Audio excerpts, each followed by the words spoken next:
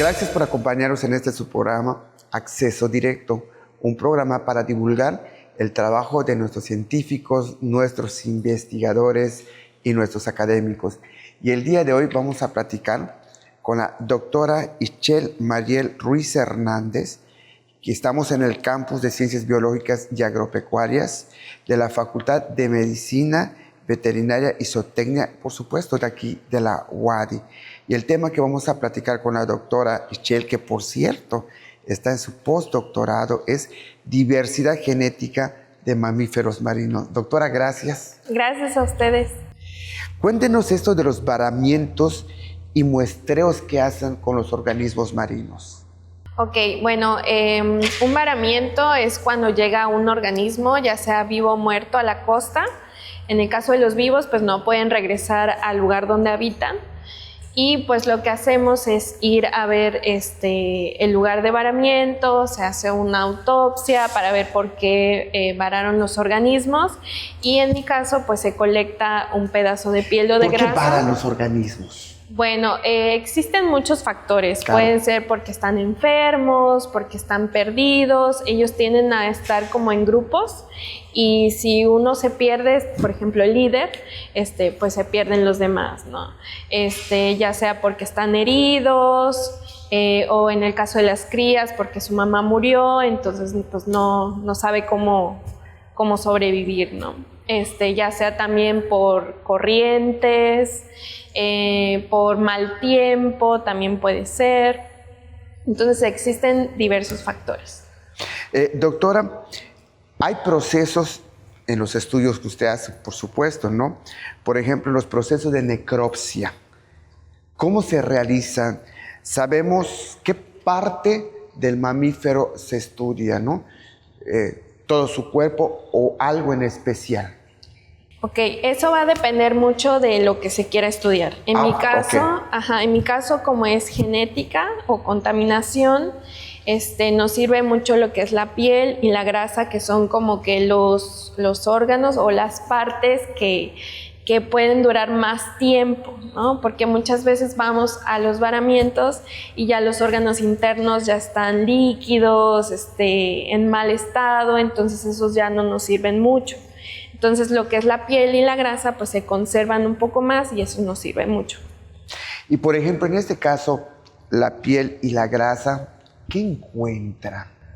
Ok, bueno, de lo que yo he estado haciendo, hicimos una parte de contaminantes.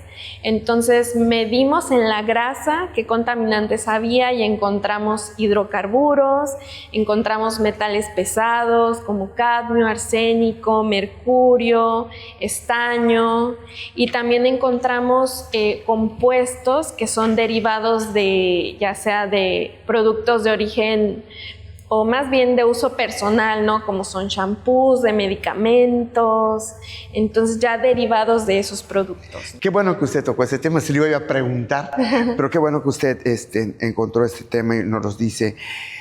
El cadmio, ¿qué te produce el cadmio en los animales, en este caso a los mamíferos marinos, que por lo general son delfines?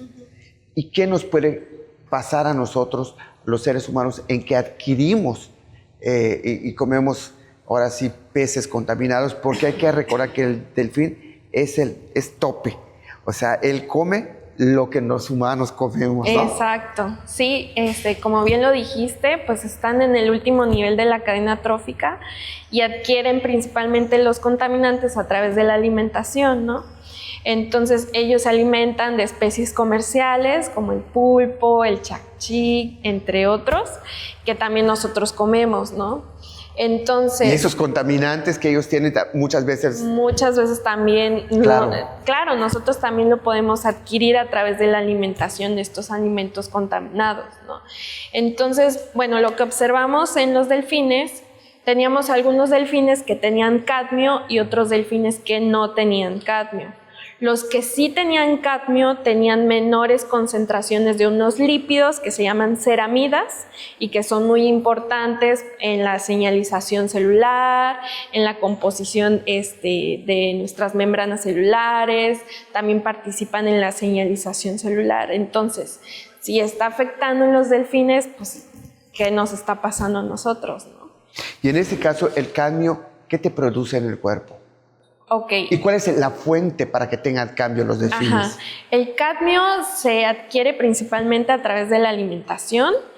Es un metal pesado que se bioacumula. ¿Qué quiere decir esto? Que conforme pasa el tiempo vamos obteniendo mayores concentraciones de ese metal y se va quedando en nuestros tejidos, en nuestros órganos. No es de que lo comemos y los echamos, ¿no? Sino que se va acumulando.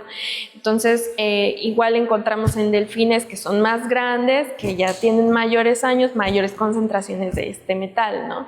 Entonces observamos esto, ¿no? De que aquellos que tenían cadmio, pues tenían menores concentraciones de algunos lípidos y también, por ejemplo, de ceramidas y de ¿Las colesterol. ceramidas qué es? Las ceramidas son unos componentes de las membranas, son señalizadores celulares.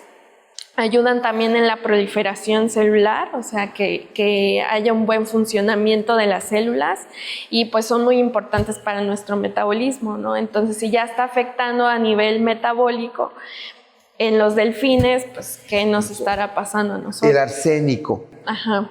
Y también tengo entendido que a mayor concentración de arsénico que tienen los delfines, que usted hizo el estudio, menor concentración ¿de qué? En este caso, igual encontramos delfines con altas concentraciones de arsénico. Estos que tenían mayores concentraciones presentaban menores concentraciones también de algunas ceramidas y mayores concentraciones de glicerofosfolípidos.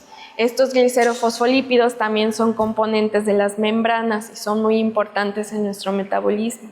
Entonces también ya está afectando a nivel de componente químico y a nivel metabólico. Igual el mercurio, también había mercurio, ¿no? Ajá.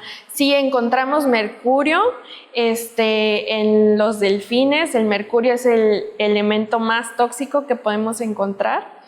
En este caso no se hizo una correlación a nivel metabólico, pero sí se observó que entre mayor concentración de mercurio también encontramos mayor concentración de un compuesto que se llama 4-hidroxibenzoato, que es un derivado de los parabenos y de los cosméticos y todos estos productos de uso personal.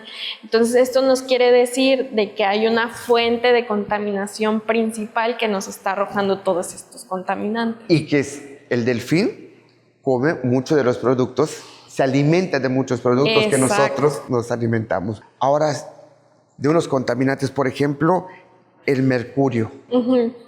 Bueno, en los delfines hemos encontrado concentraciones muy altas de mercurio. En la piel y en la grasa, ¿no? En la grasa. En la grasa. En la grasa, sí. Y pues también otros compuestos, ¿no? Y pues el mercurio es súper tóxico. Es el metal más tóxico que podemos encontrar. Entonces, si ya lo estamos encontrando en delfines, que son organismos tope y que se alimentan de lo mismo que nosotros, pues también, ¿qué está pasando con nosotros? El plomo. Plomo, también encontramos plomo. De hecho, se comparó con las concentraciones de delfines de otros lugares, como de Estados Unidos, y las concentraciones que nosotros obtuvimos de delfines que han varado aquí fueron mayores que los de allá de Estados Unidos. O sea, que están más contaminados de plomo. Sí. Los delfines que van en las costas de Yucatán, sí, que en Estados Unidos. Sí. Encontramos mayores concentraciones en comparación que esos delfines. ¿Y cuál es la fuente?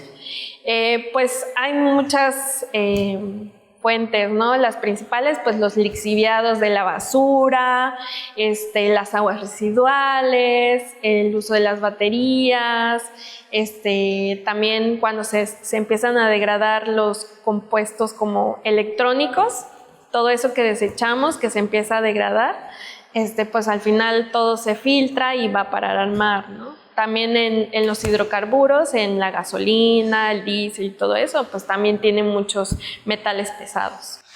¿El estaño? Estaño también encontramos estaño, aluminio, arsénico, plomo, cadmio, mercurio, vanadio. Encontramos un montón de metales pesados en los delfines. Y cuando ustedes agarran un organismo vivo, ¿cómo lo estudian? Ok, bueno, primero hay que medirlo, ¿no? También detectar si tiene mordidas, si presenta alguna, alteración visual, se mide, se corta el delfín para observar sus órganos por dentro, a ver si tiene que parásitos o que si presentan sangre o una mordedura o algo, y pues de ahí se colecta, piel y grasa y se almacena en refrigeración para sus estudios después. Uh-huh. Y hay algo muy importante. Usted extrae el ADN del animal. ¿Nos puede recordar qué es el ADN? Ok, el ADN pues lo tenemos todos, ¿no? Es la secuencia de nucleótidos que tiene como todos los genes que regulan nuestra vida, ¿no? Toda nuestra información genética de nosotros, ¿no? Entonces sí, aparte de los contaminantes, pues también extraemos el ADN. ¿Para qué nos sirve a nosotros el ADN? Bueno, como nosotros no sabemos de dónde son esos organismos que varan, nosotros le extraemos el ADN, sobre todo el ADN mitocondrial, de la mitocondria. Eso se manda a secuenciar y nosotros comparamos con otras secuencias que ya están en internet para saber más o menos de dónde vienen esos organismos, ¿no? Y en este caso, el estudio de ADN que ha hecho, ¿de dónde son esas poblaciones de mamíferos marinos que han varado aquí, en la península? Hasta el momento de los que hemos analizado, pues encontramos que son de aquí de Yucatán, y tenemos otros delfines que comparten su ADN mitocondrial con organismos del Golfo de México. Uh-huh. Entonces tenemos como dos poblaciones, por decirlo así, diferentes, unas que son de aquí de Yucatán y otras que comparten, o sea, cierto parentesco con las del Golfo de México. ¿Del Caribe? Del Caribe hasta el momento no hemos encontrado, sin embargo, también necesitamos ampliar como nuestras muestras, ¿no? ¿Y del Atlántico Norte han llegado acá, recalado? No, pero igual con el ADN podemos saber más o menos con cuáles organismos están emparentados, y hay unos que están como que emparentados con los del Atlántico. No son los del Atlántico, pero sí tienen cierto como parentesco, ¿no? Mitocondrias que ustedes estudian, el ADN, es materno. ¿Cómo es esta relación? Sí, ok. Bueno, el ADN mitocondrial se hereda a través de la madre. ¿Ok? Entonces, por ejemplo, nuestro ADN mitocondrial va a ser el mismo. Mi ADN mitocondrial va a ser el mismo que el de mi mamá, que el de mi abuelita, y así. ¿El mío? Igual que el de su mamá, pero por ejemplo, ese ADN mitocondrial de aquí, de los de Yucatán, va a ser el mismo. ¿Ok? No es de que todos tengamos la misma mamá, ¿no? Sino que no ha mutado, ¿no? Pero, por ejemplo, no va a ser el mismo que los de España, por ejemplo. En España su ADN mitocondrial va a ser diferente porque ya ha mutado por ya sea barreras geográficas, por el clima, por un montón de factores que hacen que el ADN mute, ¿no? Entonces, por ejemplo, aquí en este lugar vamos a tener un cierto ADN mitocondrial que va a ser muy diferente a los de España. Igual lo mismo con los delfines. Los de aquí del Golfo de México van a tener un cierto ADN mitocondrial que va a ser diferente a los del Atlántico, a los del Pacífico, y así es por eso que podemos ¿Y cuál es esa analizar. diferencia del ADN de los mamíferos marinos de Yucatán a los del Golfo? ¿Qué los hace diferentes? Ok, bueno, ese ADN mitocondrial está compuesto por algo que se llama bases nitrogenadas, ok, que es la adenina, la timina, la citosina y la guanina, ¿no? Entonces son como letritas, por decirlo así, ¿no? Se representa con letras, ¿no? G, C, T y A. Entonces, esa secuencia va a llegar en un momento donde va a haber un cambio de esa base nitrogenada, y al momento de comparar, pues no va a ser la misma, ¿no? Entonces eso es lo que nos hace como diferentes al momento de analizarlo, ¿no? Existen ciertos paquetes, ciertos programas en donde metemos esas secuencias y ya nos hace un diagrama donde separa por poblaciones a esos organismos. Incluso los mamíferos marinos que recalan o que están aquí en las costas de Yucatán tienen diferentes ADNs. Del ADN, sí. Bueno, en general el ADN por cada organismo va a ser diferente, ¿no? Del ADN mitocondrial es un poquito diferente, son ciertos genes los que se analizan y de los que nosotros hemos analizado encontramos como esos, como por decirlo, dos grupos diferentes, ¿no? Unos que sí son de acá de Yucatán, que no comparten ese ADN mitocondrial con otros delfines de España o de otros lugares, y tenemos otro grupo de delfines que sí se comparte con los del Golfo de México. Doctora, ¿hay nuevas secuencias de ADN mitocondrial en los organismos que usted ha estudiado? Sí, de hecho, bueno, no se han hecho muchos estudios de diversidad genética aquí en esta zona de lo que es Yucatán y el Golfo de México. Y lo que nosotros encontramos, de hecho, son nuevas secuencias que no están reportadas todavía en la base de datos. Claro. Entonces, igual son nuevos aportes, nuevos hallazgos y pues es muy importante saber ¿De qué organismos no están reportados y que usted está reportando?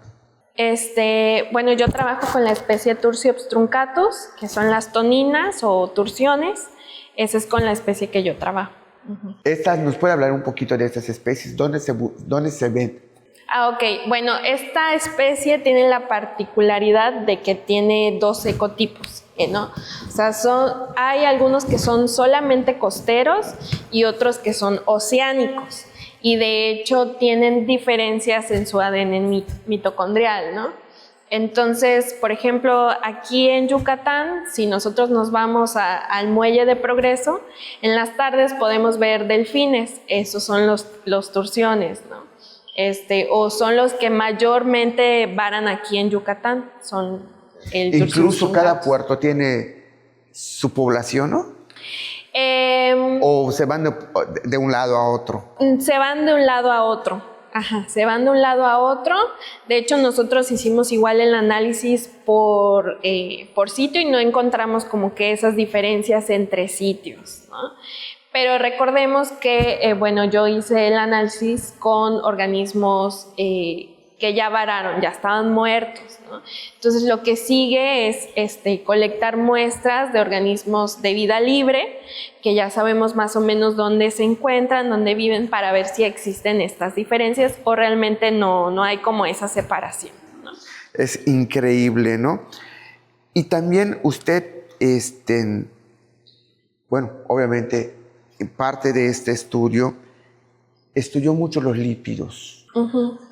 Sí, una de las cosas que hicimos fue medir todos los lípidos que había en la grasa de los delfines y también algo que se conoce como metabolitos, ¿no? Que son como todos los productos de los procesos bioquímicos que tenemos en nuestro cuerpo. ¿Y qué proceso bioquímico y metabolitos tienen los mamíferos marinos? Ok, bueno, principalmente todo lo relacionado con las grasas, ¿no? Como medimos la grasa, encontramos muchos ácidos grasos, encontramos mucho triacilglicérido, mucho colesterol, encontramos en la grasa.